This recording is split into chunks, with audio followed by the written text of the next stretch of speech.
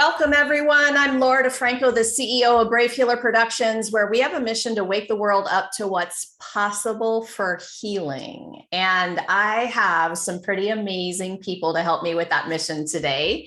Here to help me are some of the authors of a brand new book we have coming out called Shamanic Breathwork, The Nature of Change. And before we get into this, let me just say a huge thank you to Star Wolf, who is the reason we are here, and this amazing group of master teachers is together writing and talking about this topic.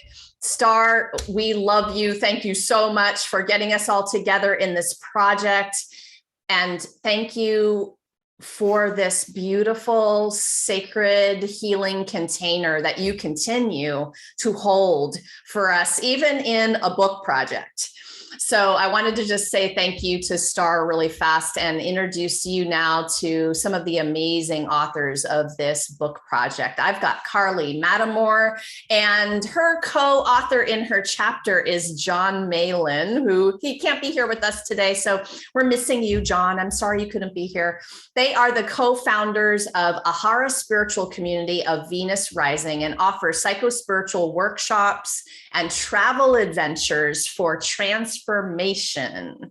I also have Heidi Steffens. She's the owner of My Spirit Experience, where she leads people and spirits through transformational journeys. And Judith Corbin Blackburn, an award-winning best-selling author and internationally known teacher who spent 45 years inspiring people to step into joy, purpose, and inner authority to reclaim their true soul nature and transform our planet. She is in the house with us today. I'm so excited to get this conversation started, you guys. Carley, you're going to start the party off today. Tell us about your amazing chapter. Thank you so much, Laura. I'm so delighted to be here. My chapter is chapter 25 in the Shamanic Breathwork book by Linda Starwolf as the main author, and all these amazing authors that have contributed to this piece of work, this body of work. And my chapter is called Symbiotic Evolution. And it is co-creating your sacred work in the world with your beloved. And several years ago, actually in the year 2005, my husband, John Malan, who is that sacred beloved that has doing this sacred work in the world with me, he came home from an experience actually with Judith's husband. It's synchronistic here that she is on this with us. They went down to Kansas City with Brad Collins, who was Linda Starwolf's husband at the time. He is now deceased, but he led John into this amazing work with the use of the Shamanic Breathwork tool. And it was so profound for him because it was able to tap into some really deep grief that was lodged in his body. And he came home so excited. My computer husband, he works in information, or had worked in information systems. And here he was saying, this work is so profound, Carley. I can see us doing this work together in the world. We were raising 5 daughters. There was, no way that I could see my husband and I co-creating at that point with something that I didn't even really understand, the shamanic breathwork process. But his vision held, and the book is about how we went through this together, this co-creating our own personal work with each, through this process, and then how it affected our couple work, and deepened our relationship as a couple, because really a couple is the exact, it's like the exact ingredient, the alchemy that is needed to really push those pressure points inside of you that need to be activated and cleansed and purified and transformed. So he and I together created this deep personal and transformative work also with each other, deeply personal and deeply partnership wise. And I think, Laura and everyone who's listening, it's understanding that this personal work creates for us an opportunity to individuate, for us to find our own sacred purpose And in finding our own sacred purpose, we can then step into partnership with another person in a more deeply intimate way. And my husband and I did that. John and I did that. And his dream, became a reality. So it's been the evolution. This chapter is about the evolution of that dream and how it continues to evolve and change us. And through this, it transformed not just to psycho-spiritual workshops and starting a congregation of Venus Rising. We are actually a congregation of Venus Rising for 10 years. We're going on our 11th year offering these workshops as an independent congregation under the umbrella of Venus Rising, continuing to support us through the work that they do in the world. And we support them as well. And soon, we've been taking people on psycho-spiritual transformational tours. And just in a few days, we are headed back to South Africa. John and I leading a group of people to the sacred sites and the White Lions and to sacred sites down in Cape Town. So it just keeps on expanding and deepening, and we're so excited.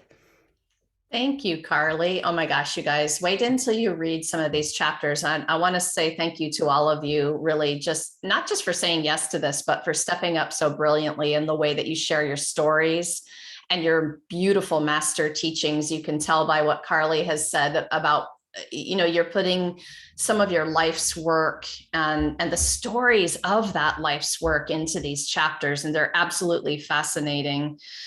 You said something a minute ago, Carly. I'll come back around, I think, in this next round of questions, but I want to sometimes slow down over something that I heard that I think is really important. She shared about John's little tiny nugget, and your words were, the deep grief lodged in his body. And I have to pause there for just a minute, because sometimes I think that we don't realize our viewers, our listeners are like, whoa, grief can be lodged in the tissue of my body. Like, what are you talking about? Right. And so, of course, the four of us could sit here all day long and have this conversation about what that is and what that means and why it's important. But I wanted to just slow down there and repeat it for a minute, that we really are going to be helping you understand what's possible beyond probably what you've ever known is possible for your own healing and your beautiful life. And that is what gets me so excited about talking to you all. So Heidi, tell us about your amazing chapter. Thank you again for having us here today. This is so much fun, and I am so honored to be a part of this book. The book, I'm in chapter 11, and it's Spiritual Torment, Facing Negative Entities Through Shamanism. And that's my chapter. And what I wanted to speak into with this chapter was the transformation piece, which is what breathwork is all about, and showing people just through a small piece of my journey, in a short chapter, how I was able to transform from being extremely afraid growing up to someone who is fearless. And so that was my transformation. And what I was afraid of growing up, I've been intuitive my whole life, and I've been able to see spirits, hear them, feel them, sense them, communicate with them, not because I wanted to, it just happened. So very young, it was part of my everyday experience that I was very afraid. I had no outlets for finding out what this was all about. And it was very scary growing up. And it was something I tried to hide. I tried to block. I tried to make go away, and nothing worked. And throughout my journey, which has also been part of being in this shamanistic field, connecting with other shamans, doing breath work, it's been a journey that has transformed me into someone who understands my purpose with this, what this is for, and how it is actually something that I can help people that have been tormented by spirits, whether it's something external that's happening to them, if they've had this their whole life, if it's something new that happened to them in their adulthood, or if it's fear coming from within, some kind of fear that comes from childhood trauma or some kind of trauma that they aren't able to face. So being able to be that fearless warrior to help people with their spiritual journey in whatever form that is taking for them. So that was my chapter, is showing that transformation into how I was extremely afraid growing up into someone who wants to walk down those dark paths with people and go into those places that are scary and help them transform and heal. I love that. I love, of course, that you use the word warrior, because I think that y'all have to be a small part warrior to do a lot of things that you're doing, to even just share words out loud about these topics, sometimes for the first time. And you're so giving other people permission to have those experiences when you trailblaze that. I'm talking to all of you right now. So, and in that gratitude of being willing to say, I'll do that. I'll write about that. First, maybe we weren't the first, but we're certainly being a little bit more out loud about it now than ever. Heidi, that courage is important. And when you feel that feeling, sometimes it paralyzes people, right? How do you get over that and move with that feeling? Well, finding the root of the fear is always key. So that's the first thing that I do with anybody that I work with. And whether the fear is something, again, that's external, it's coming from some kind of negative entity that's outside of them, or the fear is coming from inside. Whatever that fear is, we need to find the source. And when we find the source, then we know how to heal and transform. That's the most important thing that we have to do, is just figure out, where is this coming from? Awesome. Thank you for touching on that. Okay, so Judith, you are up next. Tell us about your amazing chapter. Okay. Hi, Laura. I just want to say, Heidi, it's so interesting to hear what you're doing. And I don't know you personally, but hi, and maybe we'll get to know each other. Okay, I'm chapter 5, and the title of the chapter is Higher Dimensional Magic, opening the portal to our multidimensional gifts. I came to breath work late in my own process. I had already been a therapist for 30 some years and worked on my own pieces forever, as we all do.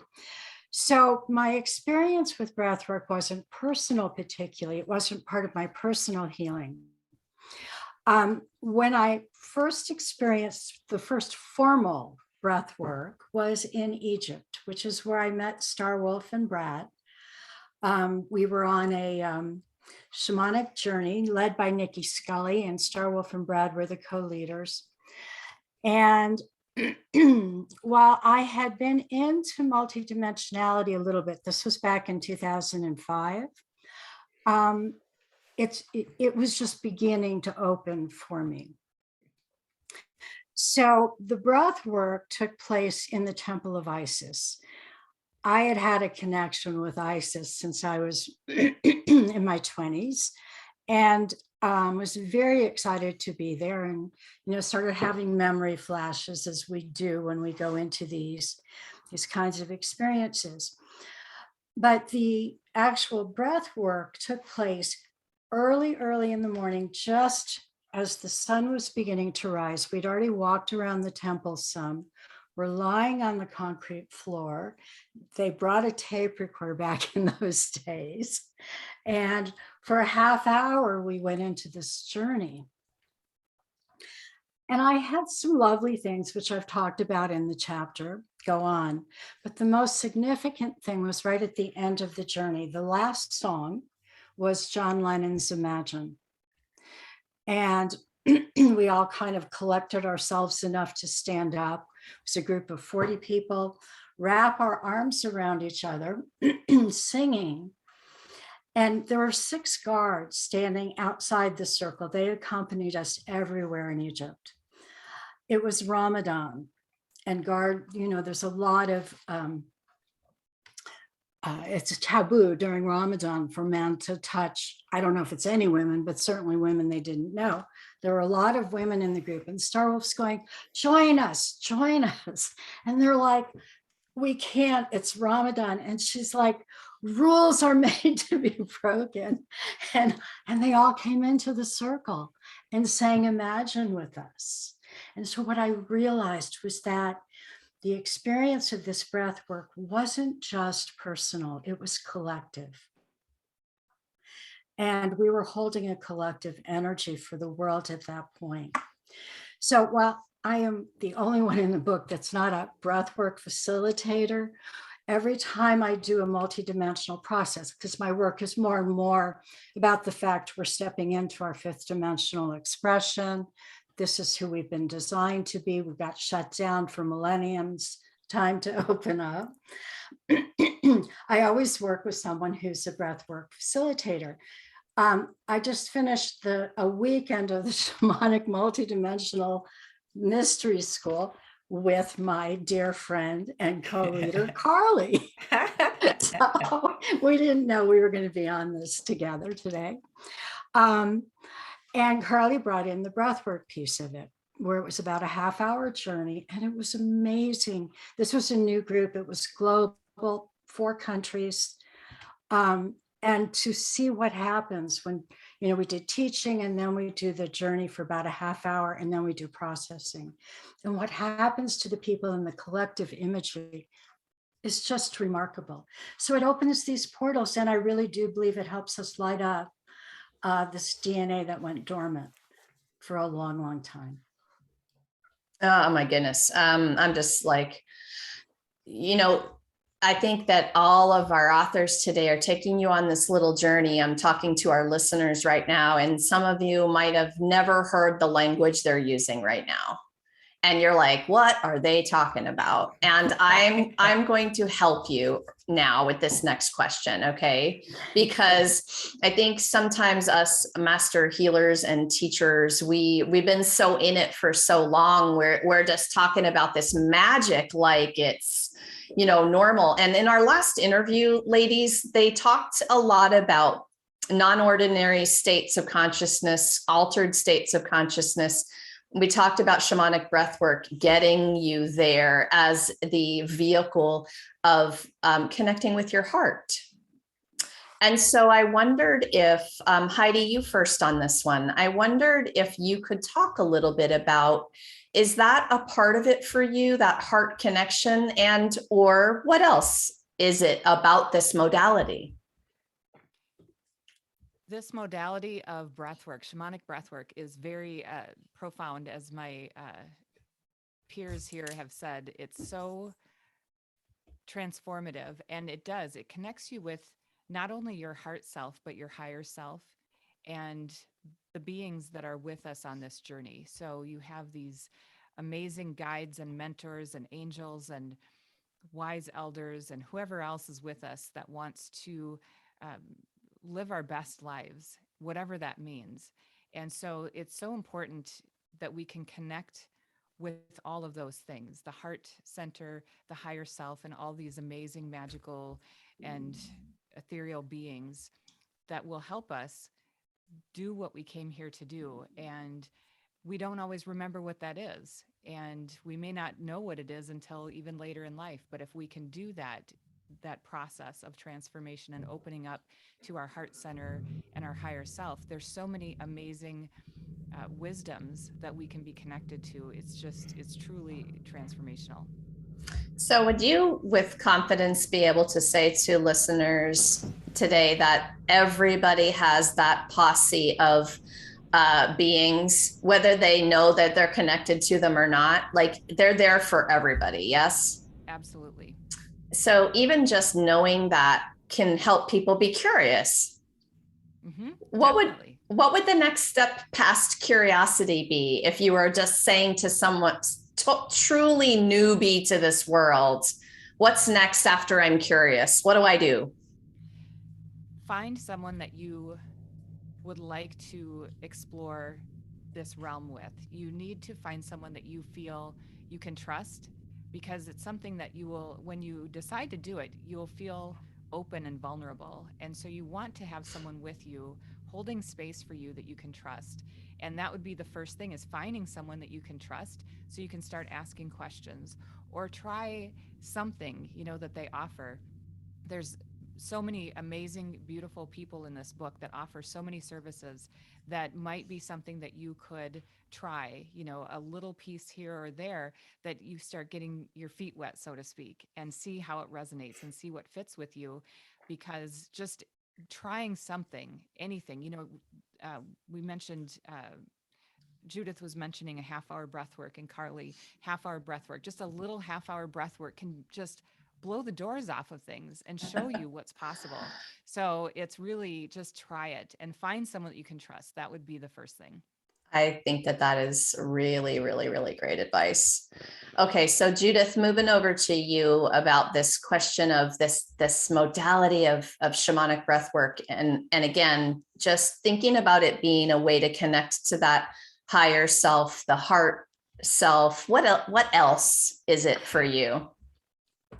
Well, the heart piece is so important, Laura. I teach all about stepping into our fifth dimensional frequency. That was my latest book. And the characteristics of being fifth dimensional, one of the key characteristics is unconditional love for self and others. And the way we get there is through the heart. And so we've learned more and more about how the intelligence of the heart, what the heart does to the energy field. And I think in terms of trying to relate it to shamanic breath work, that when you go into those deep states, you have more access to the heart. And the heart, as people use it for personal healing, the heart opens more and more. So but the heart is key. This is what transforms us.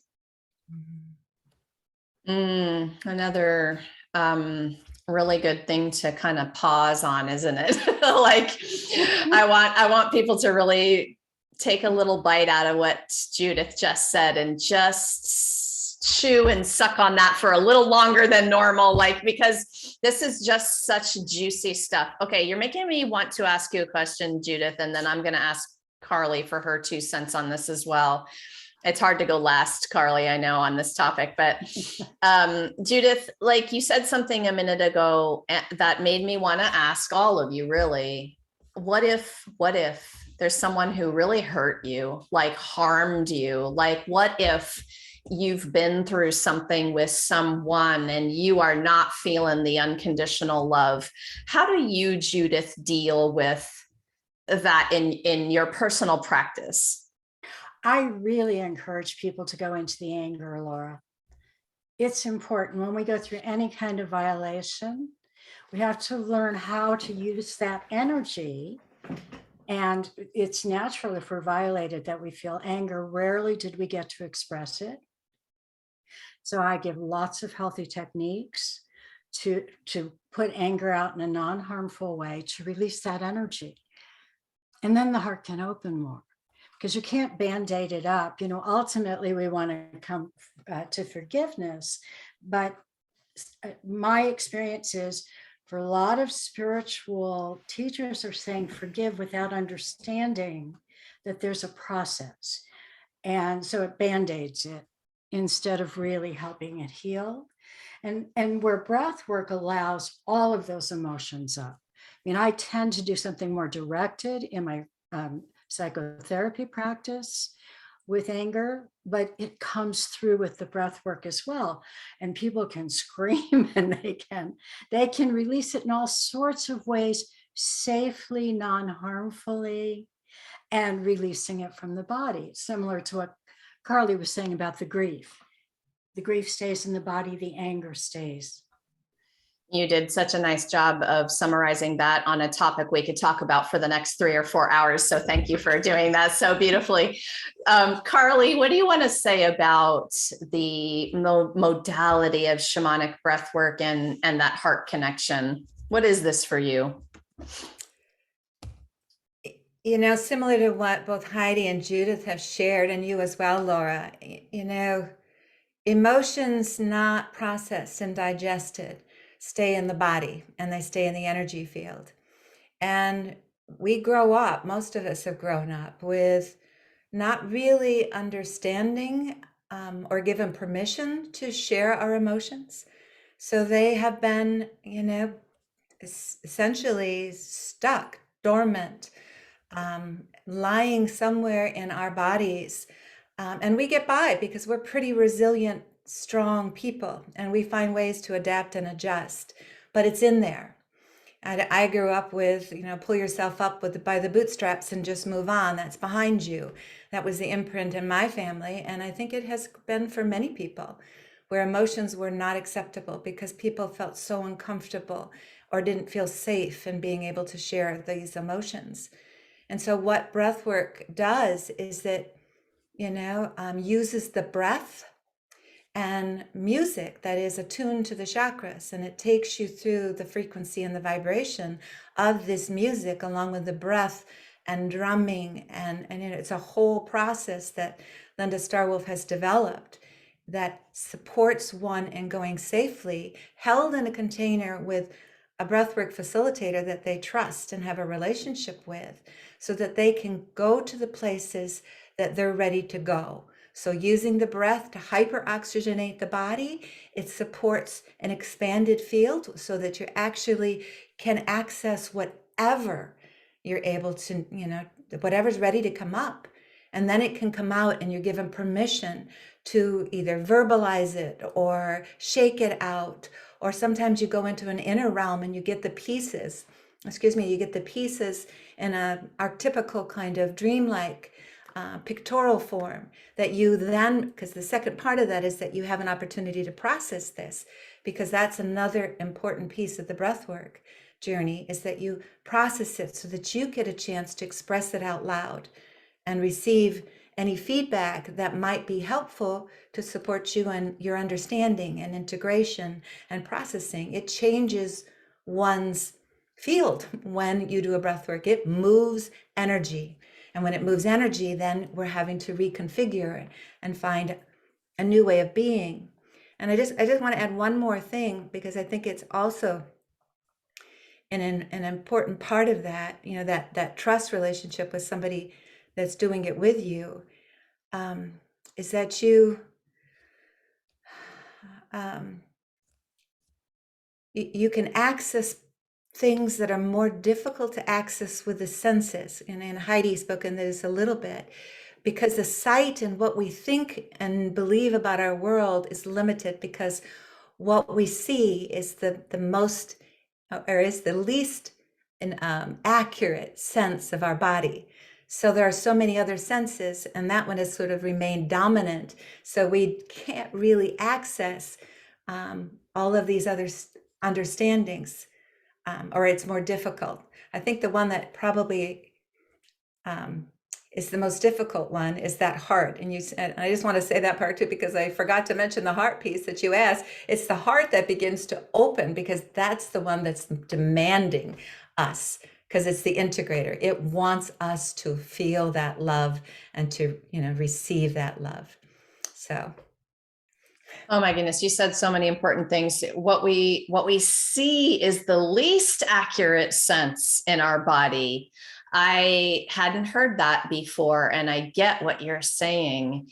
And so if you're listening right now and you hadn't understood your heart as a sense organ, I hope today that you will, because that one thing could change your whole life. That one idea. And just be curious today, you guys, be curious, because there's so much possibility in this conversation that we're having. Okay, so Carley, you don't know how perfect that was for this next question. I want to come around to all of you four, but you're talking about basically talking about embracing the change that happens right in the middle of the modality of the breath work. Judith, I'm going to start with you on this one. This is our subtitle of the book, y'all, is The Nature of Change. So talk to me about how that has shown up in your own life, how that's important that we embrace the change. Well, we are changing as humans. We're in this huge evolutionary process. So, I guess I have to start from the broadest place on that, Laura. We are not who we started out to be in our little 3D world coming into Western culture.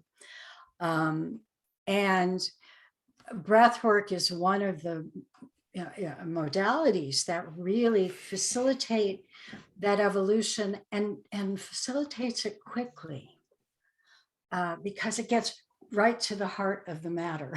if you really want to look at that, because you bypass, when you go into these altered states, you bypass a lot of the restrictions that have been put on us through conditioning, so that we're able to open these portals that most people don't even know are there.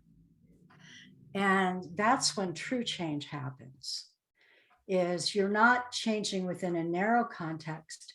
You have the ability to blow things wide open, both on an individual level and on a collective level.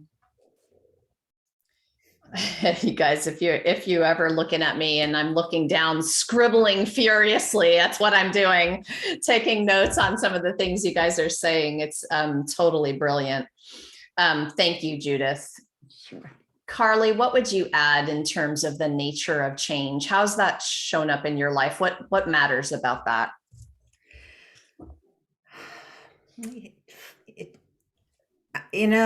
There's just been so much change going on in my life, and I certainly would add it collectively in the world as well. But to take it at a really personal level, my truth today was not my truth yesterday, or my truth today is so different than it was when I first started doing this work back in 2005, when John first talked to me on the front porch and said, we need to do this work.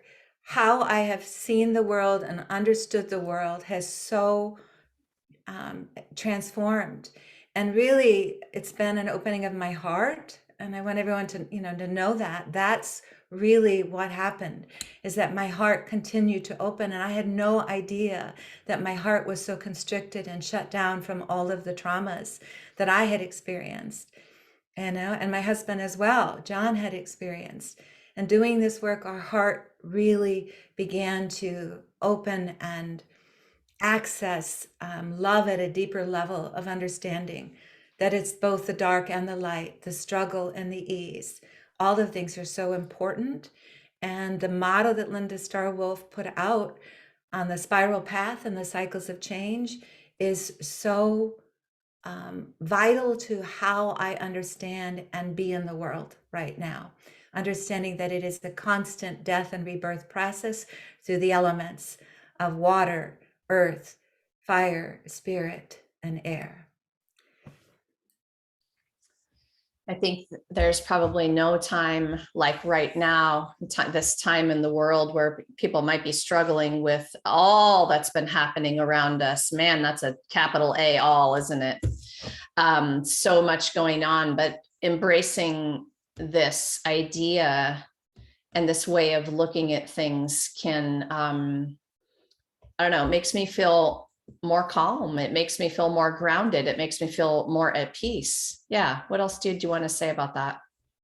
Totally. Because once you began to understand that I am a microcosm, meaning I carry the whole inside of me and also represent the whole. So as I shift and change, it affects the whole. The macrocosm is what we call. And to understand that the world itself is going through its cycle of change. And it is very much in this fiery period of transformation where things that we knew to be true are really crumbling. They're falling apart the way that we understood them. And just like in any birth, a transition process, there's a lot of upheaval. And it gives me a sense of understanding, and I think the world an understanding that, yes, we still have a responsibility and we still need to be responsible and how we show up and support these changes. But to understand also that it is the natural process. We are in the most rapid time on the planet, fifth or sixth most rapid time on the planet of change, if you think of it in terms of its evolution. Did y'all catch what Carley did with the word responsible? Response-able. I caught that, Carly. I'm a word gal. I'm like, okay, respond. And I talk a lot about, feeling and being triggered, and whether or not you're going to practice that foundational awareness that will help you respond instead of react. So I like response able. I like to be response able. We are learning how to do that. And by doing Yes. our own work, we can do that. Yes. Okay, Heidi, I know it's really hard to go last on these questions, but for this one, how would you talk about how this nature of change has shown up for you? My chapter speaks into my evolution of change from fear to fearless, or fearful to fearless. And one of the things that I really struggled with throughout my early life was I couldn't control what was happening outside of me, and it was scary. And so one of the things that I learned through this process, and just my own journey, is the one thing that I can control is doing my own work and doing my own healing. That I can control. And that's what I started to do when I got into my 20s and 30s, which then led to realizing that if I could hold space for other people while they do their work, what an amazing role I could play in someone's healing journey. And so knowing that that's the one thing that you can do. You may not be able to control your external circumstances, and you may not even realize what they really are, because the filters of your journey to that point might be skewing your vision. And so doing your own healing work and having shamanic breathwork as a tool to do that work is key to changing your external world. If you do your internal healing and processing and the heart work and the soul work that we've talked about here, that is key for changing what you find in the external, as Carley just mentioned as well. So that's what I found is the most helpful for me, is being able to do that myself, so that I can say, oh my gosh, this works. This really works. Because there is no way, if I wouldn't have done my own healing work, would I have been able to go from where I was to the current work that I do now. Because the current work that I do now we are up against some really scary things. And I'm not afraid.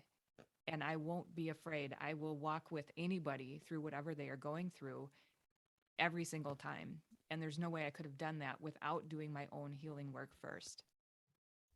I love that. Thank you, Heidi.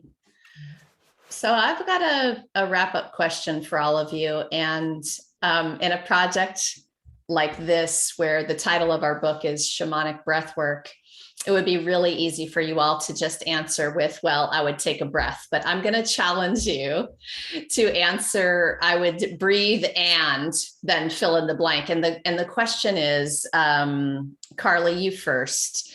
For somebody who is just having a crap day and they want to be able to shift their energy in the moment, aside from the breath work, what's one other tool that you use or that you would offer to our listeners? So for me, yes, taking a breath and then connecting to nature. Nice. Yeah. Connecting to nature is such a vital, because it will help re-stabilize your energy field, whether it's to connect with the tree, if you have an opportunity to touch the tree and just give gratitude and receive, what the tree has to offer you, or just to visualize it in your mind. Or it could be a pet, connecting with a pet, because that's also nature. It could be a plant in your house. It's really looking up at the sky, connecting with something that is greater than you after you take that breath. And it will help, like, okay, I can reset here. I can get perspective. Nice. So, That's one of my favorites, is the nature connection. And yeah, that's a perfect way to answer this for this book. I would breathe and connect with nature at the same time, right? You can breathe anywhere, anytime, doing anything. So it's so perfect for that. Heidi, how about you? What's your and? My and after the the breathing would be to recognize whatever it is that's creating that energy. You know, if I'm feeling sadness or anger or whatever is creating, you mentioned it's not a great day. So recognizing what it is that's creating that feeling, and then allowing a healthy outlet for it. And so I can process it right now, and I don't have to sit with it, or you know, as we've mentioned earlier in this talk today, you suppress it, you know, and then you kind of forget about it and think, oh, I'm fine now.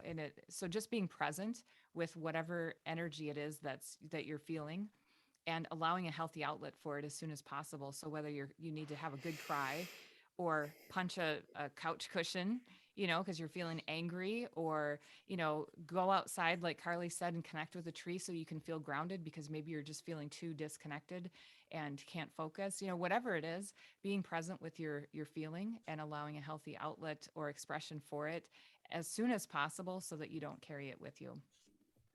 I love that. We talked about a couple big ones today, grief and anger. Man, those two are big top of the list ones for people to understand. And I really appreciate what you said about addressing it now. Don't wait too long, and honor that it's there and allow the expression of it. So important. I know, Judith, you're going to want to add the 2 cents to that too, since we were talking about the anger before. I think it's so important. But what would your and be? Well, I would go breathe and then go out in nature. There we go. Let's do to all of them. And then I would add going into the heart. And really, you know, tuning into one's heart chakra. But it is really important to go through those other processes where you get grounded first, where you get to release the emotional energy, which is really important. And then you're ready to go into that heart, because that heart begins to open. First of all, nothing feels better. I mean, it's even sexual in some ways, what we associate with sexual.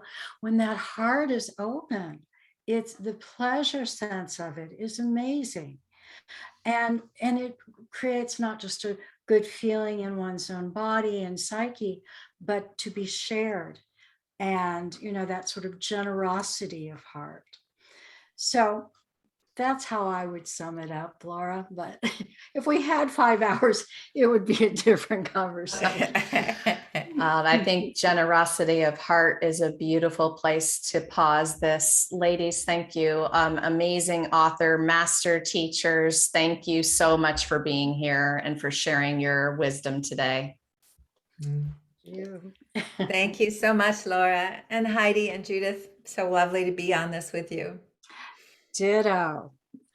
So I want everyone to know that there's so much goodness coming. And if you heard something today from one of these wonderful, wise women, then drop down into the show notes, because I have you hooked up with their websites. And these experts that are stepping up to write in this book are very generously in their hearts and there for you.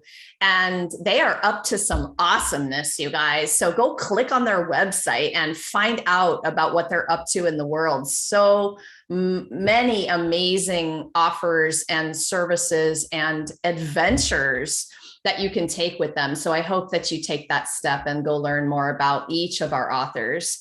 And remember, please join us on March 21st at 2 p.m. Eastern, because that is when I'm going to gather with all of our Shamanic Breathwork authors for our live stream book launch party. That's going to be on the Brave Healer Productions Facebook page. And I have a link down there for you with that too.